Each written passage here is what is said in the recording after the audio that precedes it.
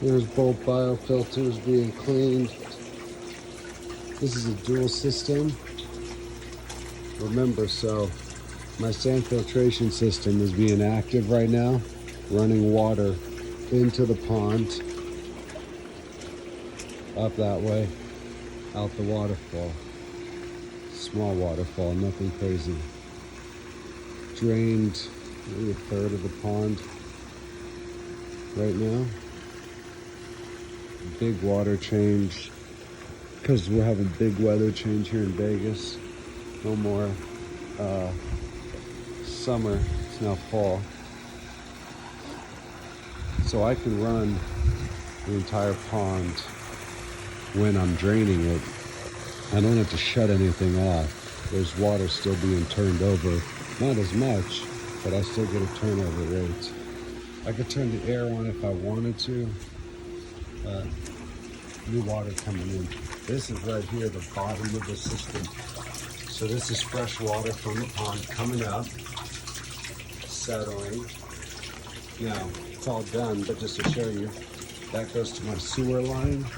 I turn a pump on, and that will pump everything that comes into here out into my sewer line.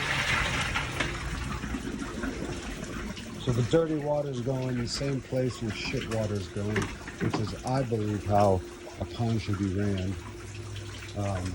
If it's wastewater, then treat it like wastewater in your house, but most people don't. So that's the whole tank at the bottom of my pre-filter. My skimmers will become active once these start to have water and start rising. And this thing will just adjust to the level of the water height. So that's fresh water coming in. It'll take a while to fill, but then again, my skimmers are turned off, but I'm still getting fresh water into the pond. Now I can do the same with this. I can open this valve below here, from here, take this out to the sewer line, clean this with a blower, clean all of this pre-filter, I'm sorry, not pre-filter, sand filter, while this system is running. So the system runs really nice because you really don't have to ever shut anything off. Clean your pre-filter or your sand filtration system.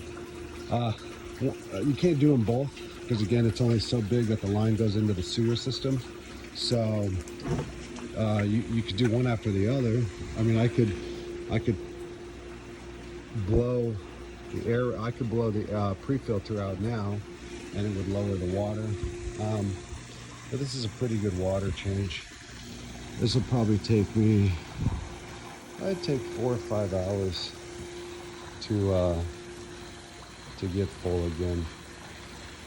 And right now I'm trying to just do a lot of water changes because I got a lot of big fish and the season's changing fast. So I'll come into here. There's my charcoal filter that I just got. This one will pull my water. It runs through a dechlorinator first, and then it runs into the pond.